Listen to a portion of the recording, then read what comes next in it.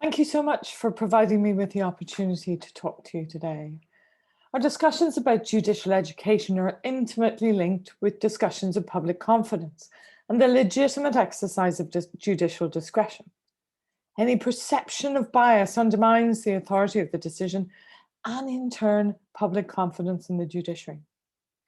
The limitation of bias is an element of judicial education worldwide, and this paper will argue that developments in our understanding of decision-making and the factors that influence our decision provide the Judicial Council with a real opportunity to develop an education program grounded in a deeper understanding of psychology, which will improve all facets of decision-making.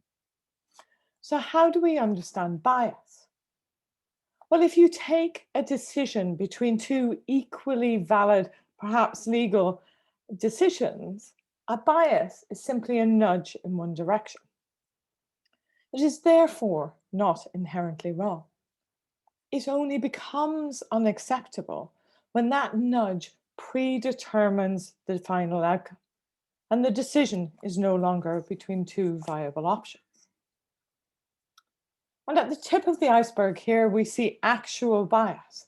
Unfortunately, very rare in a judicial context, but here we're thinking of financial or other motivations that nudge a choice in one direction and cut off the other path. But as you can see, actual bias is only the very tip of the iceberg. And in a 21st century education program, we should be far more concerned with those more pervasive, less apparent forms of bias that lurk beneath the surface. Indeed, when we start to talk about inherent bias in the courts, we are considering the judge and those factors that could perhaps influence their judicial decision. A judicial education program, therefore, fit for the 20th century, needs to consider these factors. So how can we consider them? Well, Kahneman and Tversky has given us a real opportunity to look at decision-making in much more detail. This graphic representation shows you what they argue after decades of research, although it was only brought to the attention of the public, perhaps, in 2011 by Daniel Kahneman.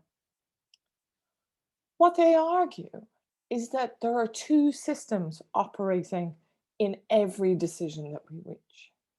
System 2, here depicted in green and by a tortoise, is that slow, deliberative decision-making, that thoughtful, analytical decision-making, the one we attribute to judicial decisions.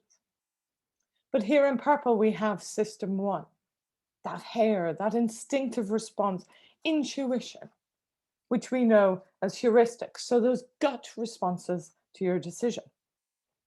Here they're depicted as separate, but they're not. They're intimately linked.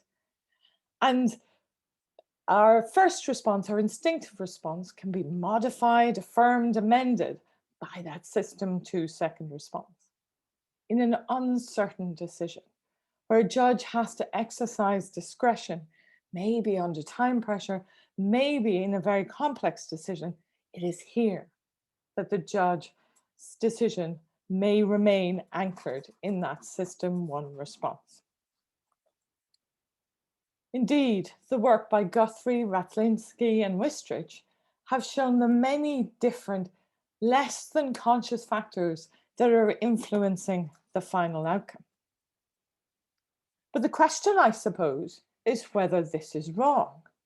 This is, after all, instinct generated from decades of legal practice. It is what makes a judge an expert in their field. And that the heart of what's wrong, when it becomes wrong, rather than normal and intuitive response, is this distinction identified in the courts between a predetermined decision and a predisposed decision. Our less conscious influences predispose our decisions in a specific way. If we acknowledge, understand, and challenge these predispositions, we can ensure they do not predetermine the outcome. And I argue, therefore, that a judicial education for the 21st century should ensure that it raises awareness of the various different influences on decision-making that lurk beneath the surface. It allows judges to notice them, to address them, challenge them, and correct them if necessary. One form of this bias is one we're all familiar with now.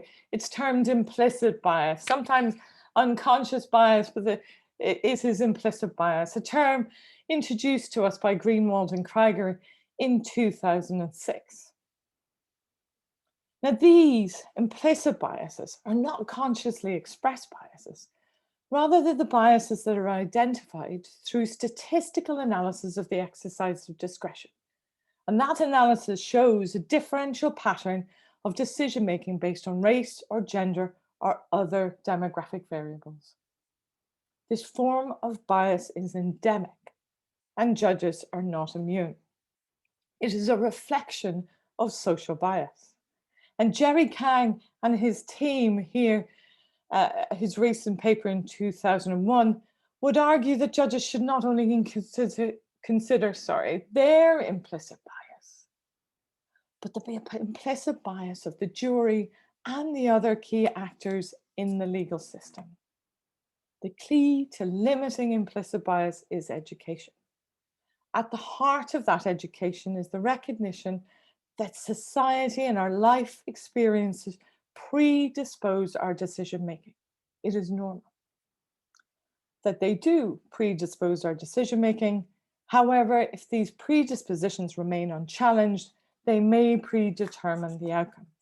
As such, the education must not only embrace acknowledging the presence of implicit bias, but provide training to challenge those biases. But I would suggest that you have the opportunity to go even further. Implicit bias is measurable.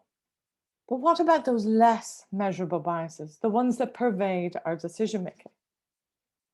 Individual decision makers may also privilege specific values, legal or otherwise, and if this privilege remains unchallenged, it will predetermine decision-making and become unacceptable.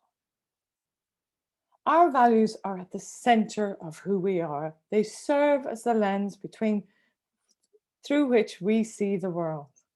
They predispose the decision maker to viewing the world in a very specific way.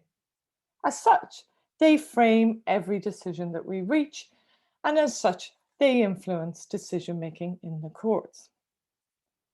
This is a very detailed graphic, and I just want to draw your attention to perhaps those values that appear in judicial decision-making: tradition and conformity, the idea that you adhere to legal principles, separation of powers; universalism, which includes equality and social justice; and self-direction, freedom, autonomy, the right to live your life as you see fit.